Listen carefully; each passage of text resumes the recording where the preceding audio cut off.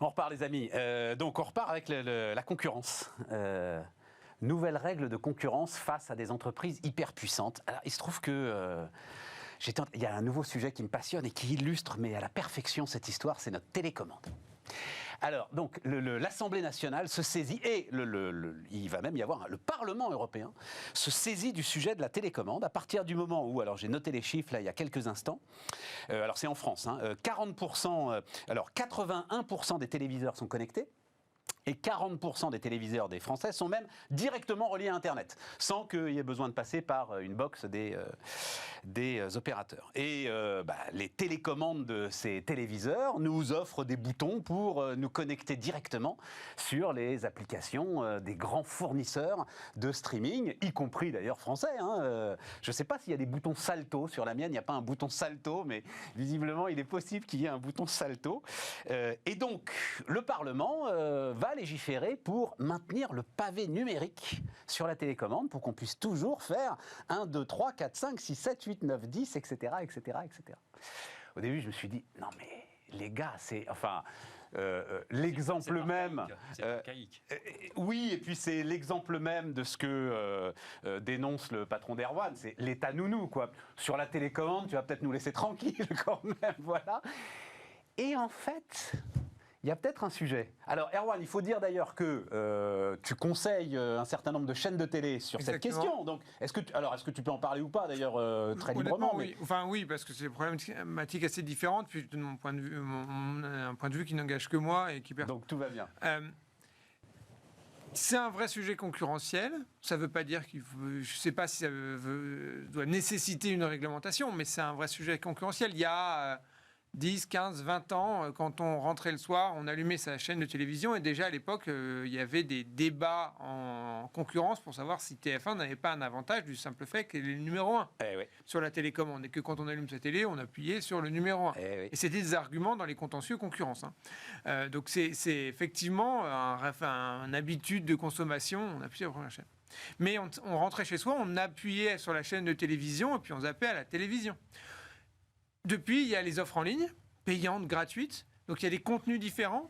On consomme sur des supports différents, son téléphone, la télévision. Et en fait, la télévision est devenue un device comme un autre sur lequel on consomme des contenus qui ne sont pas uniquement des contenus de télévision. On peut consommer Bismart en direct, Bismart en replay, mais aussi YouTube, Netflix, etc. Et donc, là, ça ouvre à une multiplicité de contenus. Donc, il y a un marché concurrentiel qui est assez relativement nouveau, assez relativement élargi. Et donc, être sur la télécommande, sur cet outil très bête d'usage quotidien, enfin très bête, très utile, mais très quotidien, c'est évidemment un avantage clé. Et il y a des accords entre les grands opérateurs internationaux et les fabricants de téléviseurs pour se retrouver sur la télécommande. Et donc, il faut maintenir ce pavé numérique, toi, tu penses ? En termes de réglementation, honnêtement, j'en sais rien. Non, mais vraiment, j'en sais rien. Il y a quand même un bouton avec un micro qui nous permet de dicter à notre téléviseur. Demain, il y aura la voix, il y aura déjà ça. Voilà. Et puis, c'est pour ça que ça me paraît un petit peu archaïque.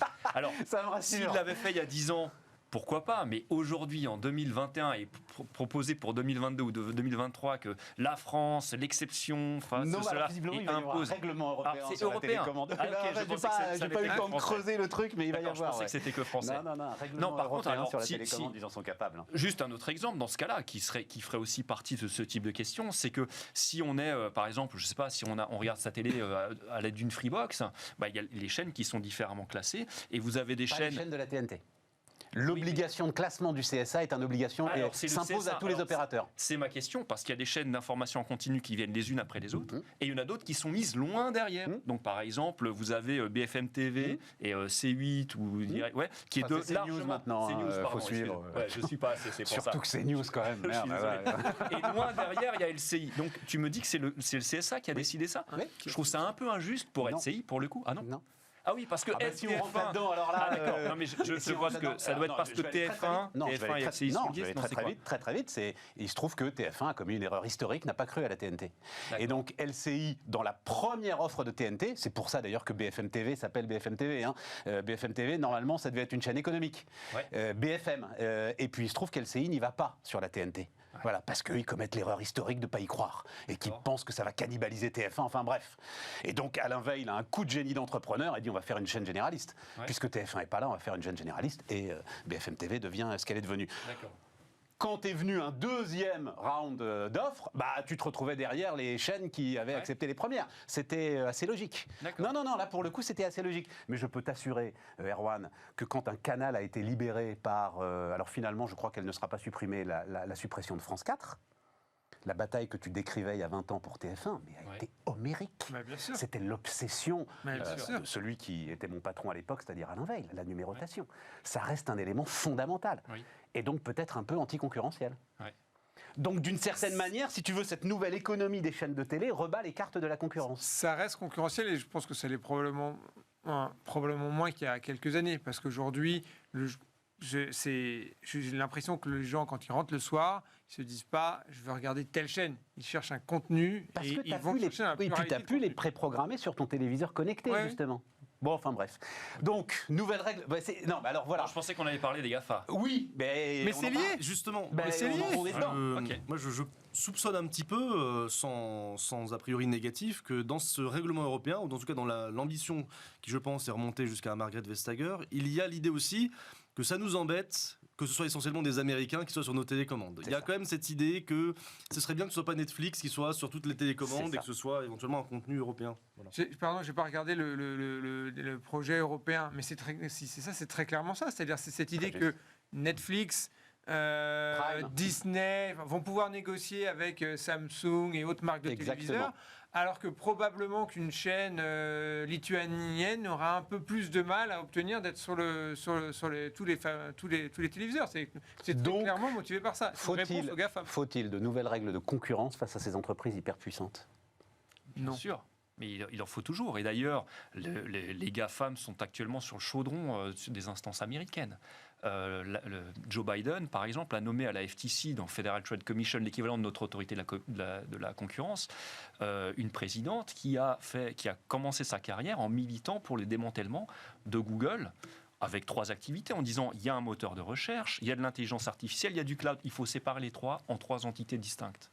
Elle milite aussi pour un démantèlement de Facebook, parce que Facebook a racheté notamment de nombreuses entreprises, mais notamment WhatsApp et Instagram, aurait un abus de position dominante. Enfin, voilà. Et donc, il y a une volonté américaine. Il y a 48 États américains qui assignent en justice les GAFAM, parce qu'ils veulent. Alors, eux, c'est pas forcément pour les démanteler, mais c'est pour les punir sur des pratiques anticoncurrentielles. Et il y a même des sondages américains qui indiquent que la majorité des Américains seraient pour le démantèlement. Donc souvent, nous, vu de l'Europe et vu de la France, forcément, on est un petit peu complexé par rapport à cette réussite américaine. On pense que ces entreprises sont bien sûr le fleuron de l'économie américaine, mais aussi fait la fierté des Américains. Eh bien non, même chez elles sont lourdement, actuellement, elles sont menacées. Alors ce qu'elles ont toujours fait prévaloir jusqu'à présent, c'est dire ne nous démantelez pas, ne nous attaquez pas, ne nous affaiblissez pas, parce que tout vide sur le marché international sera immédiatement occupé par la Chine, avec les BATX. Sauf que le régulateur chinois, lui aussi, tape du poing sur la table. Et on le voit. Il l'a vraiment fait, il n'a pas fait que taper du poing sur la table. Il a aussi les lois antitrust. Et donc, l'argument qui, jusqu'ici, a très bien fonctionné pour les GAFAM aux États-Unis est en train de s'éroder parce que le régulateur peut lui dire attendez, non. En Chine aussi, ça se passe comme ça. En Chine, Alibaba a été coupé en 2 ou en 3. Oui. Effectivement, ça y est, ça a été fait. Oui, Erwan. Au moment où Jérôme disait oui, évidemment, tu disais non. Donc, non, parce qu'en fait, ça dépend de ce qu'on entend par règle de concurrence. Il y a, est-ce qu'il faut changer le droit de la concurrence ou est-ce qu'il faut des nouvelles régulations ? Le droit de la concurrence, aujourd'hui, l'avis de la communauté du droit de la concurrence, c'est qu'en fait, il n'y a pas besoin de le changer. Éventuellement, on a discuté de créer de nouveaux outils, personne ne l'a fait, on a discuté de changer les seuils de contrôle des concentrations, c'est marginal. Il y a des créations d'unités en charge du numérique pour que les autorités de régulation soient équipées pour bien suivre ces nouvelles pratiques. Mais au fond, il y a l'idée de se dire, finalement, les outils de droit de la concurrence tels qu'ils existent, ils suffisent. Après, est-ce qu'il faut des nouvelles régulations ? Et donc là, oui, il y a des projets qui existent. Il y a le DMA, le DSA qui sont en discussion au niveau européen, dont les textes viennent d'être validés, je ne me trompe pas, par le Conseil. Et donc, s'il y a l'import sur la régulation des contenus, dire les lettres du milieu, donc c'est Digital Service Act et le Digital Market Act. Et il y en a un qui régule les contenus, qui va dire aux plateformes, vous avez une responsabilité sur les contenus, une forme de responsabilité sur les contenus que vous diffusez.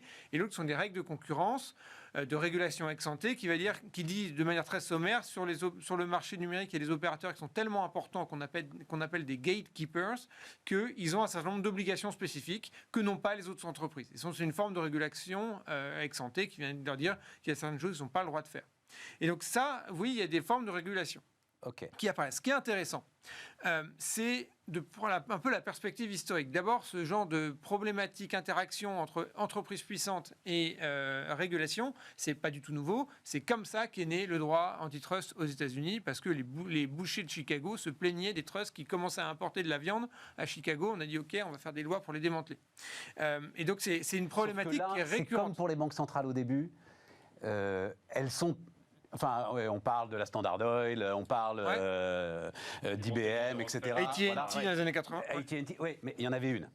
Oui. Là, tu te retrouves quand même avec une demi-douzaine d'entreprises qui, effectivement, ont ce market power considérable. C'est ce qu'on disait à l'instant. Dans l'Union européenne, il y a du droit qui se crée. Aux États-Unis, il y a effectivement Lina Khan qui a été nommé à la tête de la FTC. Et à côté de Biden, il y a un prof qui s'appelle Tim Wu qui est... oui, mais enfin, pour l'instant, il ne se passe rien quand même. Oui, ils ont lancé des procédures. Elle commence à revoir la ligne directrice, les règles d'application du droit de la concurrence.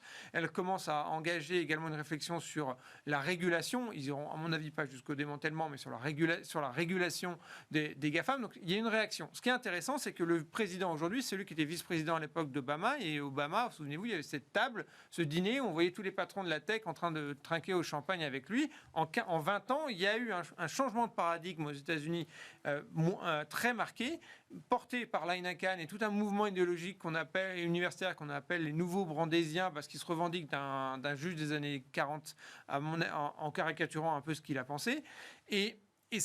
Donc on a eu un mouvement de transformation comme ça, de basculement des rapports entre l'État et les GAFAM. Ce qu'on a également d'intéressant, c'est qu'aujourd'hui, si vous lisez la presse et les communiqués de presse des GAFAM, c'est eux qui demandent de la régulation. Tous les jours, il y a des communiqués de Facebook, de Google, et autres qui disent « mais dites-nous quel est le droit, régulez-nous ».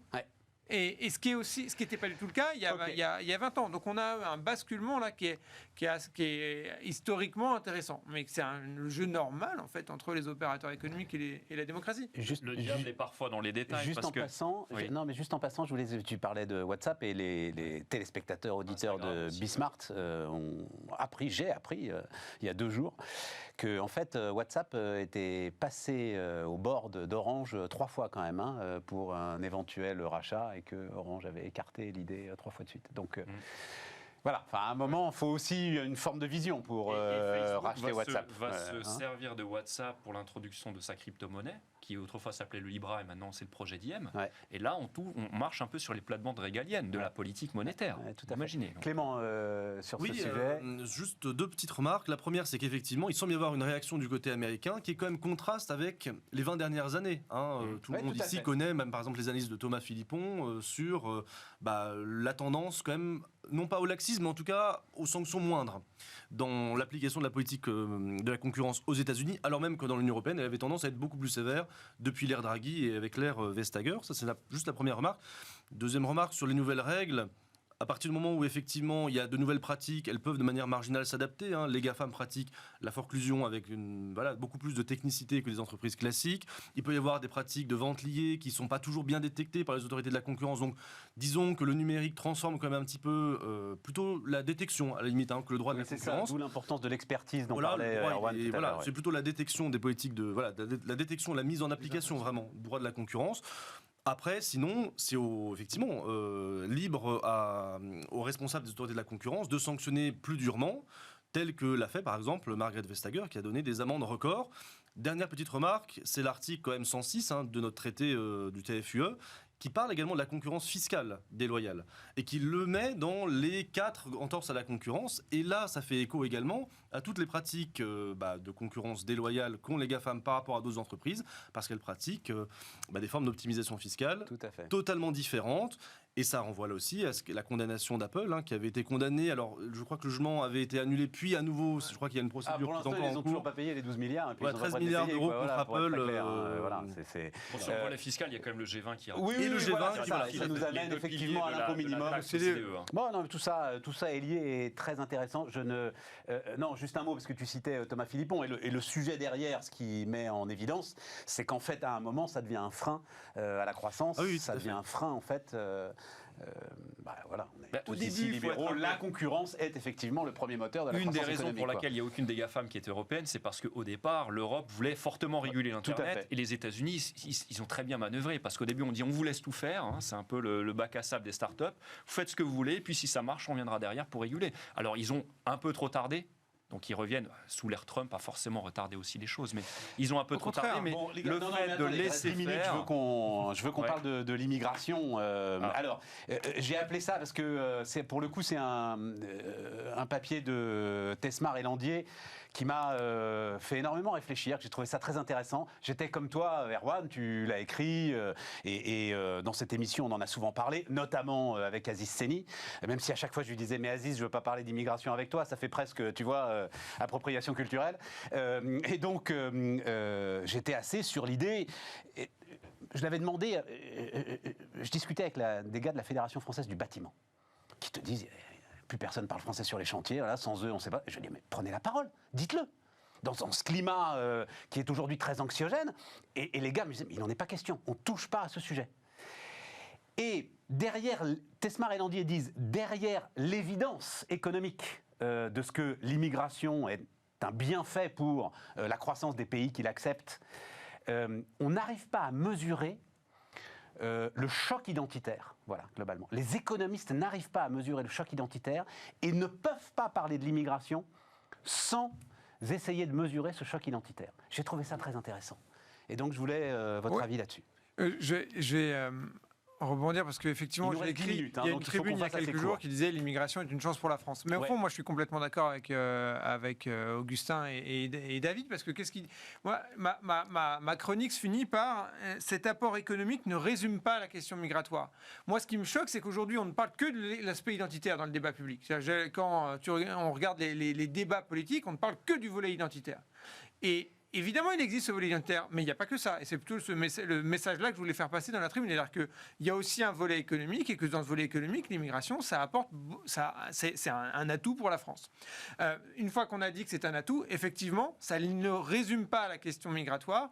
On voit bien que dans le débat public, dans l'opinion, il y a des questions qui sont soulevées, à la fois sur la nature de l'immigration, est-ce que c'est de l'immigration de travail, de l'immigration qualifiée ou de l'immigration familiale, ça, il y a une note du Conseil d'analyse économique qui est parue il y a quelques semaines précisément sur ce sujet-là, qui disait que la France, par rapport à d'autres pays, a un schéma d'immigration qui est déformé en faveur de l'immigration familiale plutôt que l'immigration qualifiée. Exactement. Et c'est un enjeu économique. Et que même l'immigration qualifiée en vient à éviter la France, d'ailleurs. Hein. C'est ce que dit le Conseil d'analyse économique, du fait de ce climat très lourd qui pèse autour de ce sujet. Mais effectivement, mais au fond, je pense que ce qu'ils disent dans leur tribune, Landier et Tesmar, c'est que c'est un sujet politique, et que le sujet politique aujourd'hui, c'est avec une population diverse, quel est le projet commun ? Et c'est très banal ce que je dis comme ça, mais il y a derrière cette question,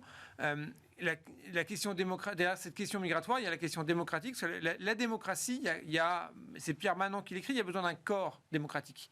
Pour que la démocratie s'exerce, il y a besoin d'un corps, c'est-à-dire des gens qui acceptent entre eux au moins de vivre collectivement. Ouais. Et aujourd'hui, la question migratoire pour un certain nombre de Français semble soulever le sujet de se dire, mais en fait, est-ce qu'on a vraiment envie de vivre tous ensemble ? Et donc, il y a une question démocratique évidente, mais je ne sais pas si c'est aux économistes, pour le coup, de l'adresser. Ça. Vas-y. Oui, non, j'allais dire exactement ça. C'est-à-dire que pour moi, les économistes, c'est pas du tout leur rôle de s'intéresser à la question identitaire. Hein, je le dis de manière très cash. C'est d'accord. Je pense que c'est au pouvoir politique, mais également aux citoyens, de s'emparer de toutes les analyses, aussi interdisciplinaires qu'elles puissent être, de l'économiste qui va raisonner du point de vue économique, et c'est quand même ce qu'on lui demande, du sociologue, du politiste, de l'historien. Et c'est quelque part en écoutant tous ces points de vue qu'on peut se faire une opinion avec différentes dimensions. Il ne faut pas résumer la question migratoire à la question de l'impact des migrations sur le PIB. Il ne faut pas non plus résumer la question migratoire à une approche purement essentialiste de type identitaire. Et quelque part, pour moi, ce que disent Tesmar et Landier, alors ça relève un peu de l'évidence, mais c'est le cas sur beaucoup de sujets. Les économistes, ils donnent une vision économique.